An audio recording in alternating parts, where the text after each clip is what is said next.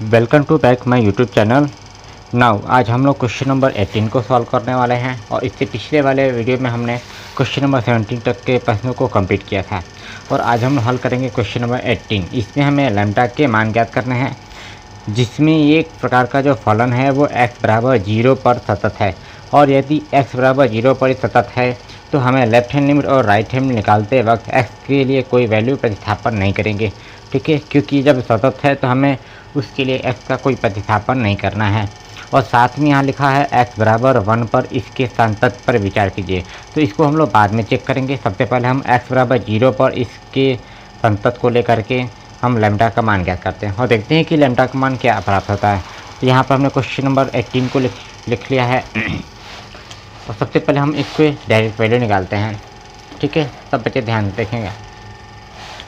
सबसे पहले direct value निकालते हैं। तो डायरेक्ट वैल्यू निकालने का अर्थ है कि हमें जब x बराबर 0 पर संतत है तो हम इस फंक्शन के लिए x बराबर 0 पर जब पहला फलन आता है तो इस पहले फलन को लेकर के x यानी कि x बराबर 0 अर्थात f0 की वैल्यू निकालेंगे। तो हमें सबसे पहले देखना है कि फंक्शन क्या है। तो f(x) बराबर हमारा फंक्शन x बराबर 0 पर lambda into x square minus में 2x है। तो यहाँ लिख दिया lambda into x square minus में 2x।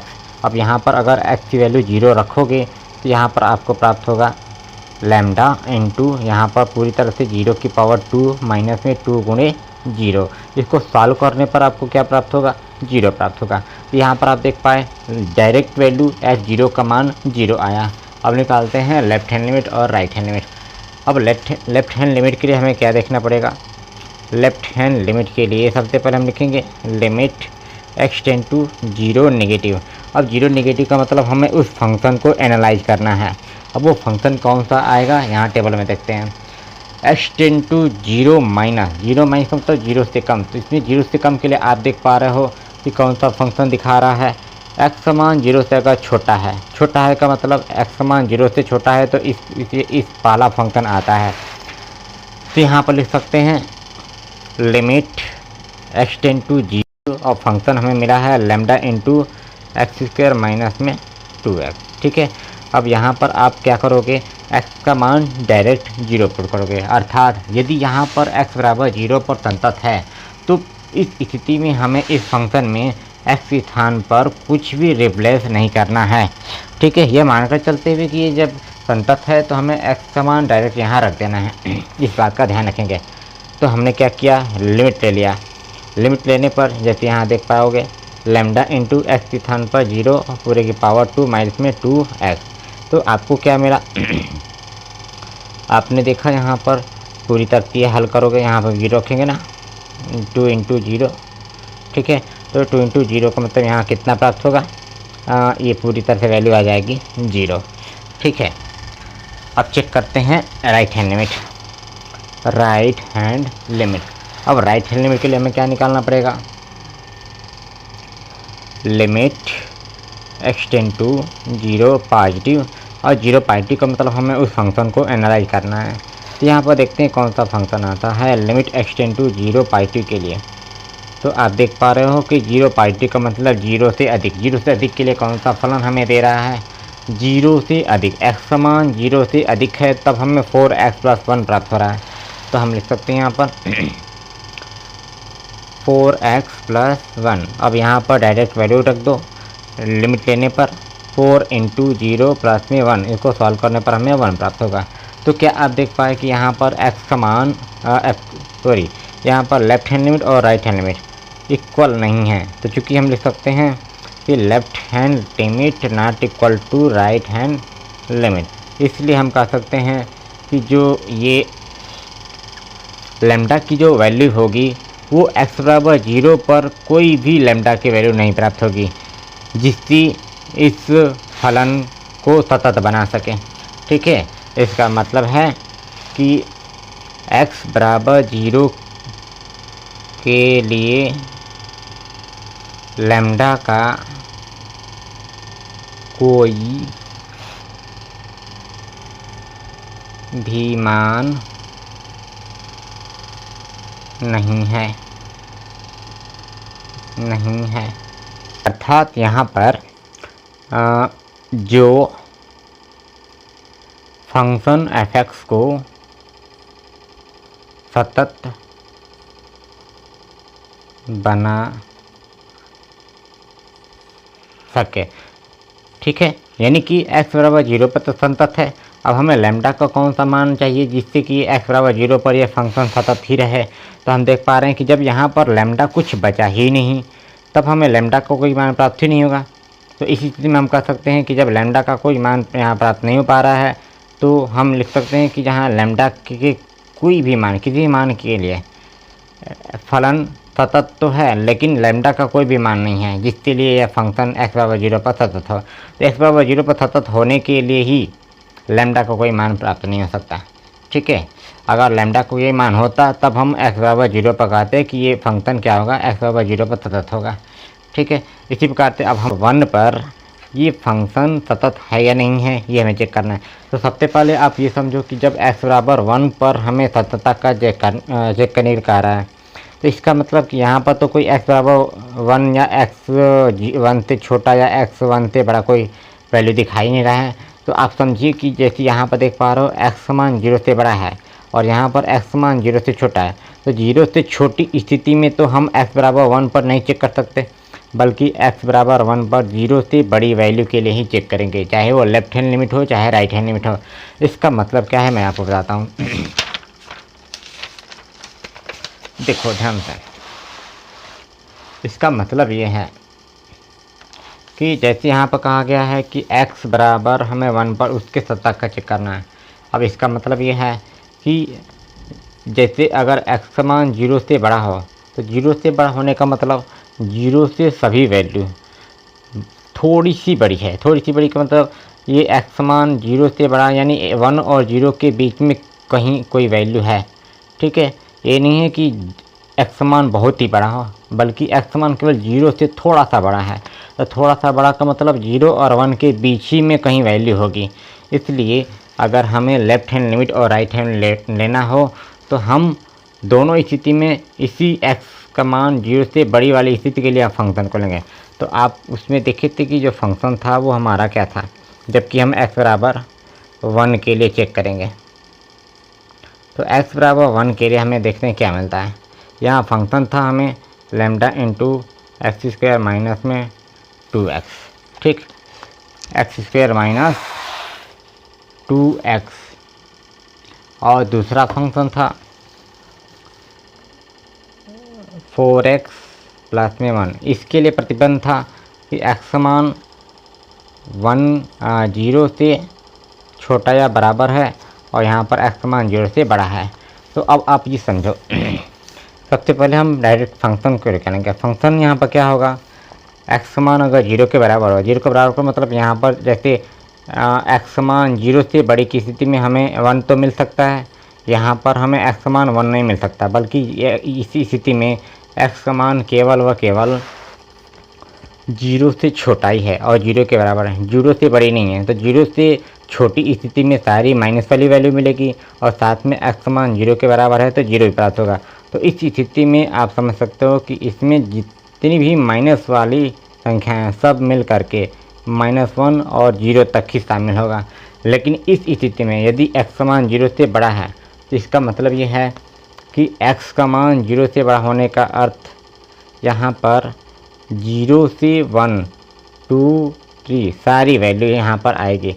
तो हम कह सकते हैं कि जो x का मान 0 के बराबर हो सकता है, ठीक है, और x का मान 0 से बड़ा है या x का मान 0 से छोटा है। तो छोटी स्थिति में यहाँ पर हम 1 के लिए x का मान 1 से बड़ा है तो इसी के ठीक सामने वाला फंक्शन उठाओगे। अगर x मान 1 से छोटा है तो भी आप इसी फंक्शन उठाओगे, क्योंकि x मान छोटा होने का मतलब कोई ज़्यादा छोटा नहीं बल्कि x का मान 1 से छोटी स्थिति में 1 और 0 के ही थोड़ी सी बीच में छोटी होगी। तो इस स्थिति को लेकर के हम यहाँ पर इस फंक्शन को लेंगे। तो यहाँ पर हमें फंक्शन मिल रहा है 4x + 1, क्योंकि आप समझ पाए होंगे यहाँ पर x बराबर 1 इस स्थिति में प्राप्त होता है, इसलिए हम इसी फंक्शन को लेंगे। अब यहाँ पर डायरेक्ट वैल्यू पुट करो, f1 की वैल्यू कितनी आएगी 4 × 1 + में 1, तो ये वैल्यू मिलेगी हमें 5। अब निकालते हैं लेफ्ट हैंड लिमिट और राइट हैंड लिमिट। तो लेफ्ट हैंड लिमिट, अब ये ध्यान रहेगा कि हमें x बराबर 1 पर संतत का परीक्षण करना है, तो इस स्थिति में हम x को रिप्लेस करेंगे। ठीक है, इसमें ये नहीं कहा गया है कि x मान 1 x बराबर 1 के लिए ये फलन संतत है, बल्कि हमें बताना है। तो अब यहाँ पर लेफ्ट हैंड लिमिट के निकालते हैं।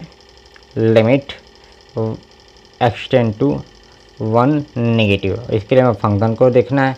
अब यहाँ पर देखो फंक्शन क्या प्राप्त होगा, limit x tend to 1 negative. अब 1 नेगेटिव का मतलब 1 से कम, 1 से कम की स्थिति में 1 से कोई ज़्यादा कम है नहीं, बल्कि 1 से थोड़ा सा कम, मतलब 1 से कम की स्थिति में आप माइनस की तरफ जाओगे। तो इसका मतलब जैसे यहाँ पर देखो, यहाँ मान लो 0 है, यहाँ 1 है, और इधर 2 है, 3 है, 4 है, और इधर -1, -2, -3, बहुत सारी वैल्यू है। तो 1 से छोटा, 1 से छोटा का मतलब 1 से थोड़ा सा ही छोटा, यानी 1 और 0 के बीच में ही कोई वैल्यू होगी। तो 1 से छोटी स्थिति का मतलब है कि हमें ये जो प्रतिबंध दिया है, यह प्रतिबंध 1 2 3 4 5 यानी 0 से बड़ी वैल्यू के लिए है, जिसमें 1 आता है, 2 आता है, 3 आता है, यानी 0 के इस साइड में आता है। 0 से बड़ी वैल्यू सारी आती है, यानी 0.9, 0.2, 0.4 सब आता है। इसका मतलब 1 से छोटी स्थिति में, आप 1 से छोटी स्थिति में यहाँ पर जब आप इस तरफ चलोगे, सॉरी इस तरफ, तो 1 से छोटी की स्थिति में यहाँ से और 0 के बीच ही में कोई छोटी वैल्यू होगी, इसलिए यहाँ पर इस स्थिति में x टेंड टू 1 नेगेटिव के लिए आप इसके ठीक सामने वाला 4x+1 वाला फंक्शन लोगे। ठीक है, अच्छा अब यहाँ पर रिप्लेस करते हैं। माना x बराबर कितना छोटा, 1 से मान लेते हैं x छोटा, तो इस स्थिति में h बराबर 0 प्राप्त होगा। आपको पता ही होगा कैसे लिमिट बदलते हैं। अब इसके बाद लिमिट चेंज है, तो लिमिट x टेंड टू 0, और जहाँ फंक्शन है x वहाँ पर रखना है हमें 1 माइनस में h और +1। अब इसको सॉल्व करोगे तो h की वैल्यू 0 रखने पर लिमिट रखा 4 × 1 माइनस में 0 और प्लस में 1, तो हमें सॉल्व करने पर प्राप्त होगा 4 × यहाँ पर आएगा 1 प्लस में 1 बराबर 5 मिलेगा। ठीक है, अब निकालते हैं right hand limit. Right hand limit के लिए हमें लिमिट x टेंड टू 1 पार्टी के लिए फंक्शन देखते हैं, तो हमें यहाँ प्राप्त होगा लिमिट x टेंड टू 1 पार्टी, और 1 पार्टी के लिए 1 पार्टी यानी 1 से अधिक, x मान 1 से अधिक, 1 से अधिक की स्थिति में कौन सा फंक्शन आता है, इसमें सारे 1 से बड़ी वैल्यू आती है, इसलिए हम इसी फंक्शन को लेंगे 1 से बड़ी के लिए, और इसमें तो कोई 1 से बड़ी वाली वैल्यू आती नहीं है। ठीक है, इसलिए हम इसको यहाँ लेकर के इसके ठीक सामने वाला ही फंक्शन लेंगे। तो यहाँ हमने लिखा ये फंक्शन आया 4x+1। अब इसमें लिमिट को रख दिया डायरेक्ट, या यहाँ पर रिप्लेस करेंगे। ठीक है, यहाँ रिप्लेस करेंगे, तो माना x बराबर 1 + h, तो यहाँ से h की वैल्यू आएगी 0। अब यहाँ से आप रिप्लेस कर दो, limit h tend to 0, limit बदल गई है, और जहाँ फंक्शन है उसमें x के स्थान पर हमें 1 + h रखना है, 4 × 1 + h और प्लस में 1, लिमिट को लिया, लिमिट रखो 4 × 1 + 0 और प्लस में 1, सॉल्व करने पर हमें 5 प्राप्त होगा। तो आप देख पा रहे हैं कि इसमें लेफ़्ट हैंड लिमिट और राइट हैंड लिमिट और इस फंक्शन का डायरेक्ट वैल्यू 1 पर हमें 5 प्राप्त हो रहा है। तो हम कह सकते हैं कि ये जो फंक्शन है, ये फंक्शन x बराबर 1 के लिए परिभाषित है, यानी संतत है। समझ सकते हैं कि जबकि लेफ़्ट हैंड लिमिट बराबर है राइट हैंड लिमिट के, और ये इक्वल है फंक्शन ऑफ 1, और इसकी वैल्यू कितनी आई है 5। तो हम इसलिए कहेंगे कि x बराबर 1 के लिए फंक्शन जो है f(x) संतत है। और अगर संतत है तो हम ये भी कह सकते हैं कि लैम्ब्डा के प्रत्येक मान के लिए, लैम्ब्डा के प्रत्येक मान के लिए फंक्शन जो है वो x बराबर 1 पर संतत है। ठीक है, क्योंकि अगर x बराबर 1 पर ये सारे लिमिट, लेफ्ट हैंड लिमिट और राइट हैंड लिमिट और डायरेक्ट वैल्यू का मान बराबर आया है, तो हम ये कह सकते हैं कि जो लैम्डा का मान होगा वो प्रत्येक मान के लिए x बराबर 1 पर सतत होगा। ठीक, इस प्रकार से क्वेश्चन नंबर 18 को आप सॉल्व कर सकते हैं। अब देखते हैं क्वेश्चन नंबर 19 में हमें दिया गया है कि बताइए कि जी एक्स बराबर एक्स माइनस में मॉडुलस एक्स द्वारा परिभाषित फलन समस्त पूर्णांक बिंदुओं पर असंतत है। ठीक, ये एक प्रकार का महत्तम पूर्णांक फलन है और इसमें चेक करना है कि ये समस्त सभी बिंदुओं पर असंतत है। तो चलिए चेक करते हैं। अगला क्वेश्चन है हमारे पास क्वेश्चन नंबर 19। इस क्वेश्चन में हमें एक प्रकार का जी एक्स फंक्शन जो x माइनस महत्तम पूर्णांक फलन x के रूप में दिया गया है और ये एक बहुपद फलन है और इसमें एक महत्तम पूर्णांक फलन है जिनका व्यवकलन दिया गया है। और ये एक ऐसा फंक्शन जिसके बारे में कह रहा है कि क्या इस समस्त पूर्णांक बिंदुओं पर असंतत है नहीं। तो हमें दिखाना है कि ये जो फंक्शन है जी एक्स ये समस्त पूर्णांक बिंदुओं पर असंतत है और इसके बारे में कुछ इन्फॉर्मेशन दिया है, जहाँ महत्तम पूर्णांक ये जो x है ये उस महत्तम पूर्णांक को निरूपित करता है जो x के बराबर या x से कम है। ठीक है, तो अब हमें इसके बारे में ये बताना है कि क्या ये फंक्शन समस्त पूर्णांक बिंदुओं पर असंतत है, ये हमें बताना है देख करके। तो सबसे पहले आप क्या करेंगे, क्वेश्चन है हमारे पास एफ एक्स यानी जी एक्स बराबर लिखा है x माइनस महत्तम पूर्णांक फलन बड़े कोष्ठक में x। अब इसमें तो कोई बिंदु दिया नहीं है और हमें समस्त पूर्णांक बिंदुओं के लिए असंतत को सिद्ध करके दिखाना है। तो हमें क्या करना पड़ेगा, मान लेते हैं कि ये एक x बराबर a वाला बिंदु पर असंतत है जिस पर हम चेक करना चाहते हैं और जहाँ पर a क्या है, एक इंटीजर है, क्योंकि इसमें क्वेश्चन में कहा है कि समस्त पूर्णांक बिंदुओं पर असंतत है। तो समस्त पूर्णांक बिंदुओं पर अगर असंतत है ये हमें दिखाना हो तो हम उसी पूर्णांक को मान लेंगे। मान लीजिए कि वो एक पूर्णांक है a जो समस्त पूर्णांकों का समुच्चय है। ठीक, अब सबसे पहले आपको ये समझना पड़ेगा कि ये जो फंक्शन दिया गया ये एक महत्तम पूर्णांक फंक्शन है और इस महत्तम पूर्णांक फलन का अर्थ क्या होता है इसके बारे में समझिए। इस फंक्शन का अर्थ है कि यदि इस फंक्शन में आप इस x समान मान लेते हैं, इस x समान यदि आप 0.33 रखोगे तो ये आपको उससे कम वैल्यू निकाल कर देगा, यानी आपको ये 0 निकाल कर देगा। अब ये सवाल उठता है कि ये कैसे होगा, तो आप समझो कि जो 0.33 है ये 0.33 किन किन संख्याओं के बीच में है। तो आंसर है कि ये 0.33 0 और 1 के बीच में आता है। ठीक, मतलब 0 और 1 के बीच में कहीं ये अलाई करता होगा, मान लो यहाँ पर है। अब इसका मतलब 0.33 से हमें छोटी वैल्यू कौन सी है, तो आंसर है कि 0.33 से हमें छोटी वैल्यू 0 दिखाई दे रही है, इसलिए इस 0.33 से छोटा हमें 0 प्राप्त होगा। इसी प्रकार से इस फंक्शन में यहाँ x का मान अगर हम रख दें 3.49, तो अब ये हमें क्या निकाल कर देगा, तो आंसर है ये हमें 3 की निकाल कर देगा।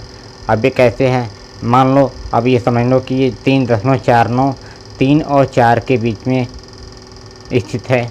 तो मान लो यहाँ पर ये 3.49 है।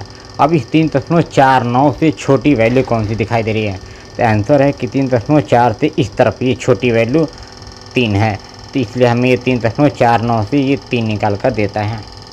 ठीक, इसी प्रकार से अब और समझो। अब हमने कहा यदि हम इस महत्तम पूर्णांक फलन में x के स्थान पर रख देते हैं माइनस में 3.43, अब आपको बताना है कि इसका मान कितना प्राप्त होगा। आप कहोगे कि सर इसका मान माइनस में 3 प्राप्त होगा, तो ये आंसर गलत है। अब इसको समझने के लिए ध्यान समझो,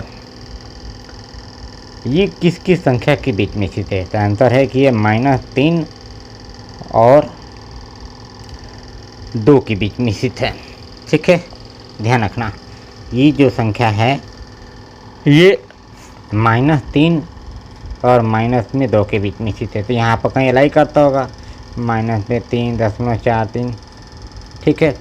अब अगर इसके बीच में अलाई करता है, क्योंकि आप जानते हो कि इस -3 और -2 में सबसे बड़ा वाला कौन है, आंसर है -2। अब इससे छोटा कौन है, -3.43, ठीक, ये ध्यान रखा, हाँ, -3.43 इससे बड़ी हो जाएगी, लेकिन -2 से छोटी होगी। इससे छोटा 3 है, इससे छोटा, और भी ऐसे इधर बढ़ते जाएंगे तो -4, -5, -6, ये सब छोटे होते जाएंगे। तो हमें ये बात समझ आ रहा है कि अब इसका मान कितना प्राप्त होगा। तो आंसर है कि इससे छोटा कौन सा है, तो आंसर है कि -3.43 से छोटा -3 है, लेकिन ऐसा नहीं है। अब आप समझो ध्यान से, यहाँ पर ये कॉन्सेप्ट गलत है। -3 और ये जो है, यह जैसे हम यहाँ देख रहे हैं कि 3.49 3 और 4 के बीच में आता है, ठीक।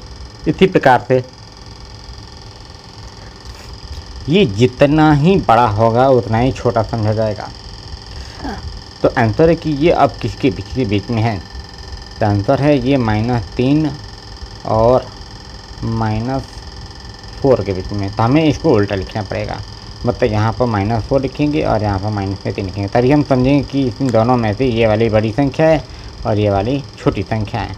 अब इसके बीच में कहीं पर -3.43 अलाई करता होगा, मान लो यहाँ पर -3.43 अलाई करता होगा, तो अब इसका आंसर इससे छोटी वाली वैल्यू मिलेगी। अब इससे छोटा का मतलब इससे छोटा कौन है, आंसर है -4, इसका मान आएगा -4, ठीक है। तो अब आप शायद समझ गए होंगे। तो जैसे आप क्वेश्चन में अगर हल करते हैं तो सबसे पहले हमें करना क्या पड़ेगा, सबसे पहले हमें इसकी डायरेक्ट वैल्यू निकालनी है। तो हमारे पास जो फंक्शन है वो है f(x) बराबर जो फंक्शन है, मतलब g(x) बराबर जो भी फंक्शन हो वो है x माइनस में बड़े कोष्ठक में x, जिसको महत्तम पूर्णांक फलन कहते हैं। अब हम x बराबर a पर इसके डायरेक्ट वैल्यू निकालना चाहते हैं, तो हम लिखेंगे f(a) बराबर, यहाँ पर तो a हो जाएगा, यहाँ पर कितना होगा, बड़े कोष्ठक में a। अब इसको ध्यान से समझो, बड़े कोष्ठक में a लिखा है, तो इसका आंसर क्या आएगा, इसको बता है। जैसे संख्या रेखा पर मान लो यहाँ पर कोई नंबर है 0 और यहाँ है 1 और यहाँ पर है 2। अब इसका मान आएगा कितना, तो इसका मान जैसे मान लो हमें इससे छोटी वैल्यू चाहिए, इससे छोटी का मतलब इससे लेफ्ट हैंड साइड में, या आप समझ सकते हो कि जैसे मान लो यहाँ पर 0 है, यहाँ 1 है और यहाँ 2 है, तो 1 किसके किसके बीच में है, 0 और 2 के बीच में है।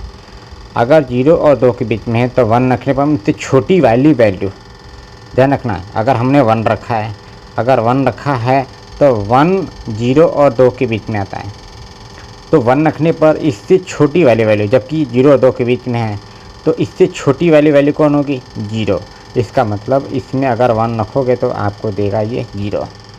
ठीक इसी प्रकार से अगर यहाँ 1 से छोटी का मतलब ये वाली वैल्यू 1 में से 1 घटाने पर ही प्राप्त हुई होगी, और इसके बाद जैसे यहाँ 1 से बड़ी वाली 2 जो है वो 1 में 1 जोड़ने पर प्राप्त हुई होगी। तो आप समझ गए होंगे कि अगर हम इसमें इस 1 को ही रख दें तो 1 को रखने पर हमें इससे छोटी वाली वैल्यू 1 - 1 मतलब 0 प्राप्त होगा, ठीक है। क्योंकि इस महत्तम पूर्णांक फलन का अर्थ है कि जो आप रखोगे उससे छोटी वाली वैल्यू निकाल कर देगा, ठीक। तो शायद आप समझ गए होंगे। तो इस तरह से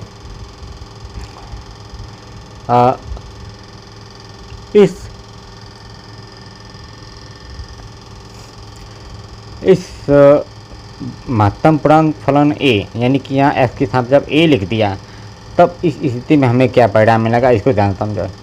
मान लो यहाँ पर a एक नंबर है, तो इससे लेफ्ट हैंड साइड वाला जो नंबर होगा, यानी इस तरफ का जो नंबर होगा वो इससे 1 कम होगा, तो हम लिख सकते हैं कि यहाँ पर जो नंबर रहा होगा उसका मान a-1 होगा, और इससे राइट हैंड साइड में जो यहाँ नंबर होगा वो नंबर होगा इससे एक अधिक यानी a+1 होगा। तो अगर आप इस a नंबर को इसमें रखते हो तो ये नंबर a-1 और a+1 के बीच में है।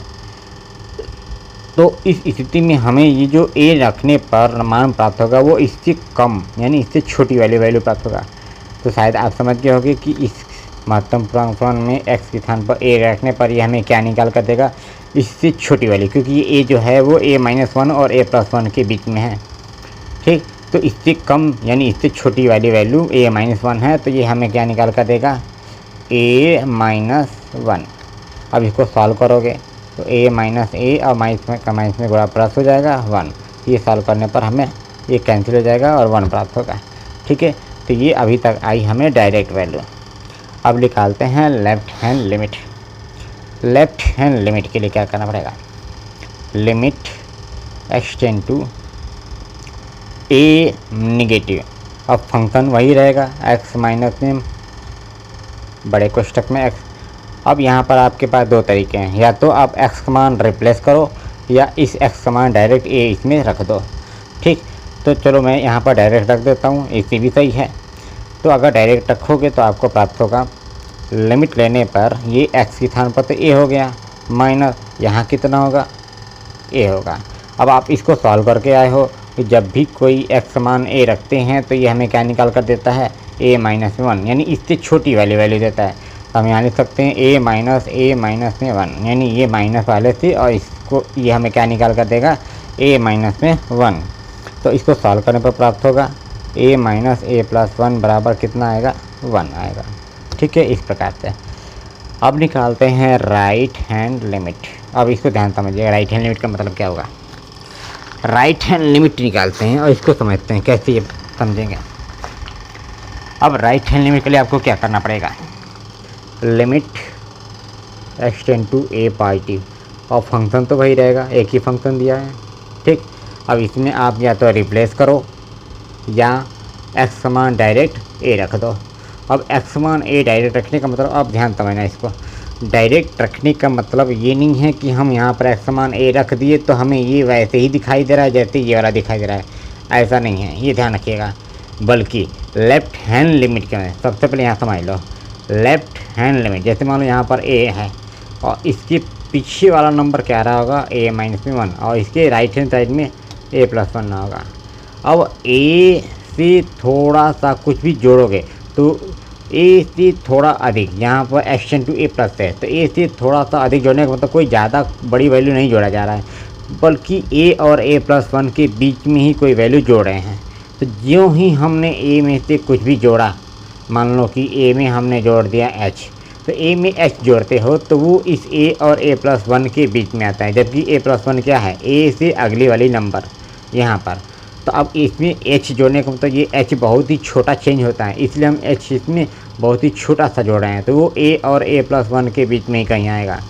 अब आप बताओ, अब अगर हम राइट हैंड लिमिट निकाल रहे होते हैं तो a से h जोड़ने पर जहाँ आता है, तो अब इसका अर्थ ये है कि इसमें अगर a+h लिख भी दो तो a+h का मतलब हमें छोटी सी वैल्यू निकाल कर देगा, a+h से छोटी। तो अगर यहाँ पर मान लेते a+h है, तब इस a+h से छोटी वैल्यू होगी इसके इधर वाली a।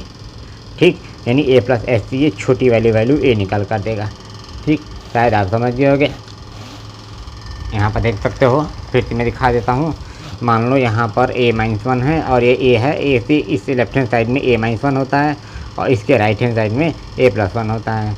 तो हमें अगर a से अधिक वैल्यू, जैसे राइट हैंड साइड निकाल रहे हो तो a+ का मतलब x मान a से अधिक, तो मान लेते हैं कि थोड़ा सा h अधिक कर दिया, ये h जो है वो थोड़ा सा चेंज है।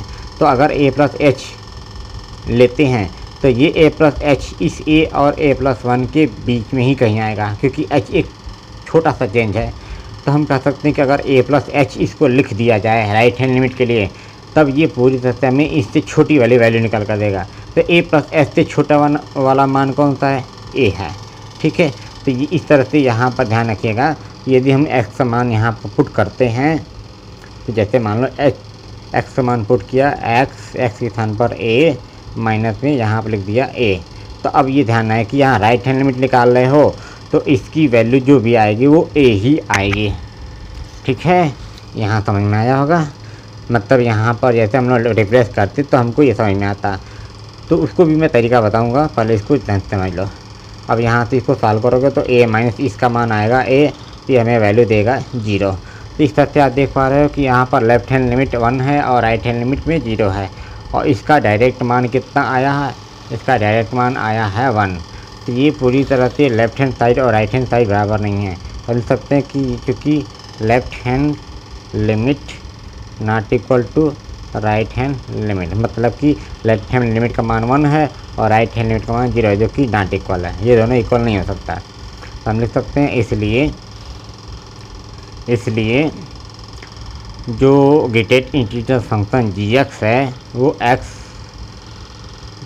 बराबर a, जहाँ a बिलोंग करता है इंटीजर को, के प्रत्येक मान पर असंतत है। यानी कि ये जो ग्रेटेड इंटीजर फंक्शन, इसमें दो प्रकार के फंक्शन, किसी भी बहुपद फलन में यानी किसी भी सतत फलन में असतत फलन को जोड़ दें या घटा दें तो वो हमेशा असतत फलन ही होता है। तो हम यहाँ पर ये देख पा रहे हैं कि ये जो gx फंक्शन दिया गया था, ये x माइनस में ग्रेटेड फंक्शन x, ये x के प्रत्येक मान यानी x के सभी समस्त पूर्णांकों पर ये असतत होगा। ठीक है, ये तो रहा पहला तरीका। अब अगर आप दूसरे तरीके से समझना चाहो तो मैं इसको रिप्लेस करके दिखाता हूँ। मान लो अगर हम रिप्लेस करके इसको सॉल्व करना चाहें तो मान लो वही फंक्शन है हमारे पास, दूसरा मैं अपना रहा हूँ। फंक्शन था हमारे पास gx बराबर हमें दिया गया था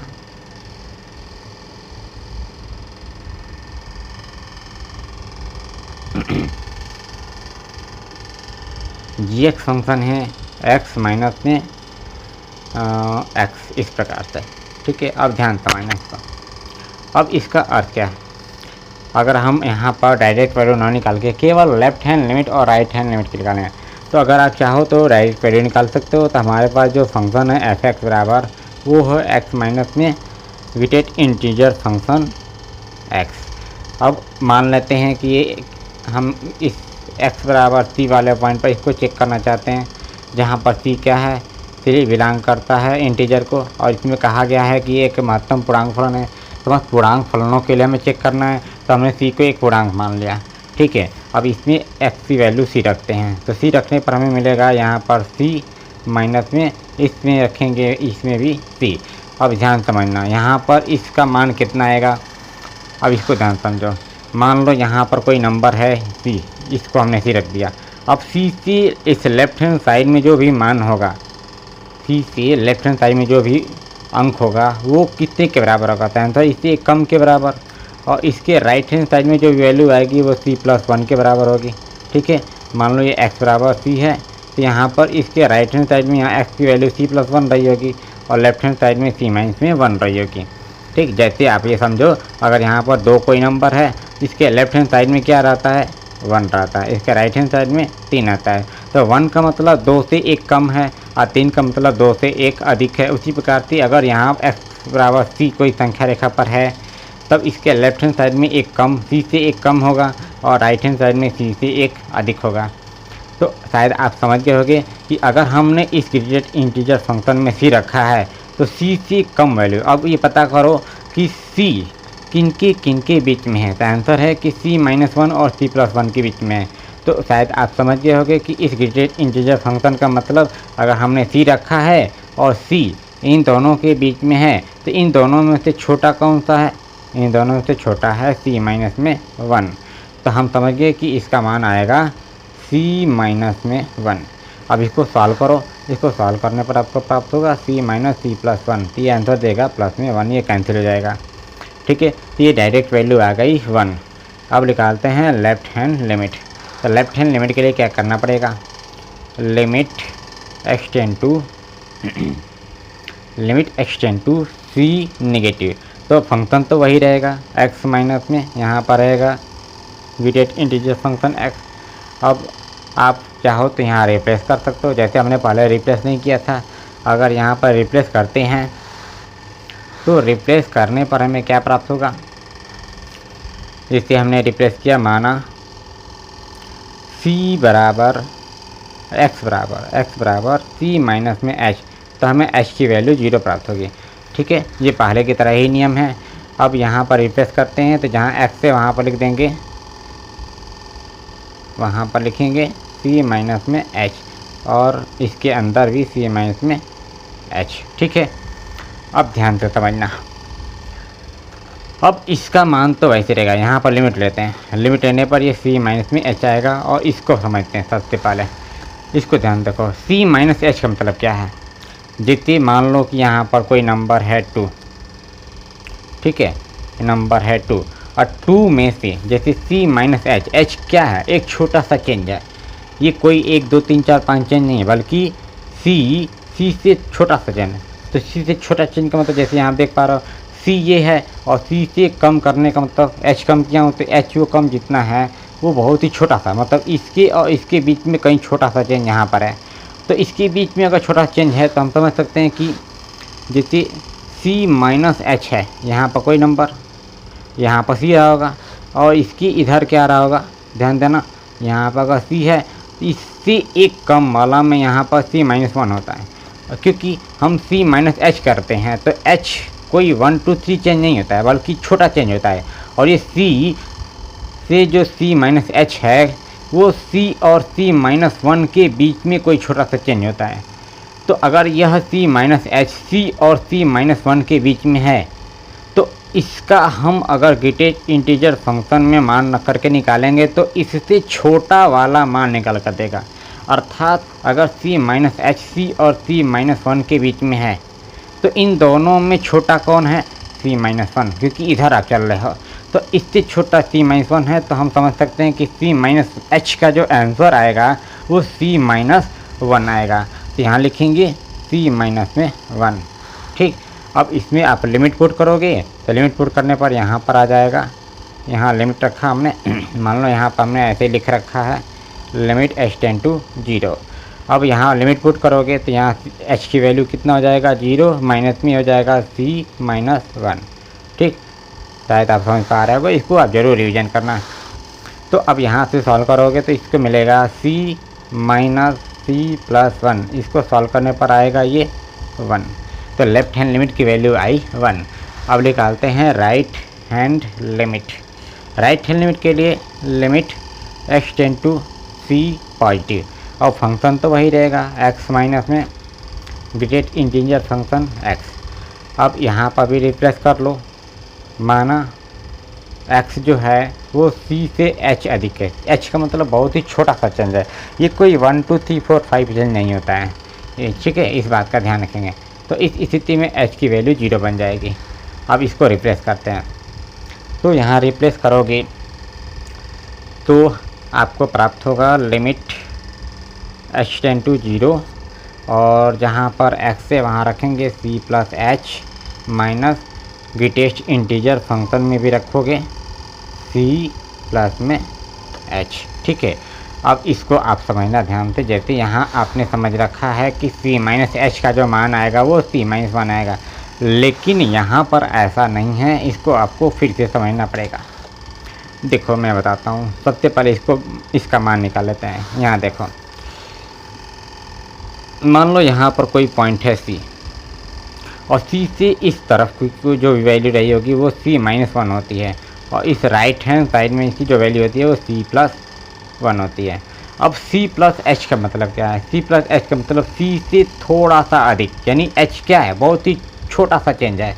इसलिए हम कह सकते हैं कि जो c प्लस h है वो c और c प्लस 1 के बीच में कहीं रहा होगा। यहाँ पर कोई c प्लस h होगा, क्योंकि जो c है तो मान लो कि c क्या है, 3 है, और इसमें आप h जोड़ने का मतलब आप इसमें क्या जोड़ रहे हो, 0.3, तो 0.3 जोड़ोगे तो 3.03 आएगा। और इसी को अगर आप ग्रेटेस्ट इंटीजर फंक्शन में रख दो तो ये आपको क्या निकाल कर देगा, 3 निकाल कर देगा। तो शायद आप समझ गए हो कि c में c प्लस h जोड़ते हैं तो इसका ग्रेटेस्ट इंटीजर फंक्शन के रूप में मान प्राप्त होगा c।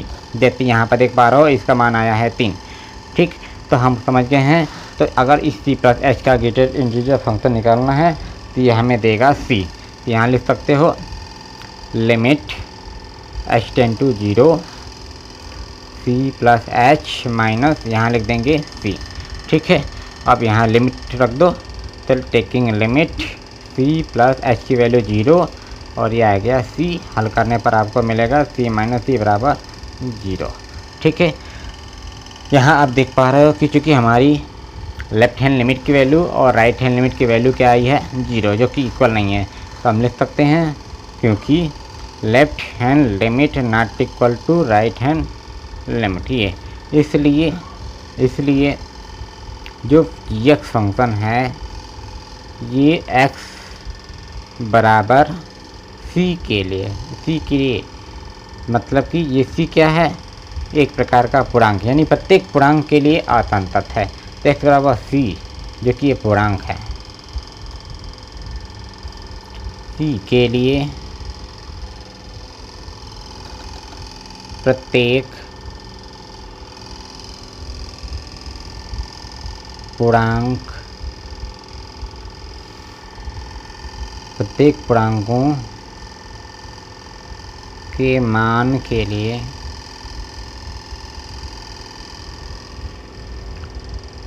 असंतत है। ठीक है, इसको आप इस तरह समझ पाते हो। ये ध्यान रहेगा कि यहाँ पर आपको बस ये पता करना है कि अगर c माइनस में h आप उस ग्रेटेस्ट इंटीजर फंक्शन में रखते हो तो इसके लिए आप ये पता करो कि यह c माइनस h किसके बीच में आता है।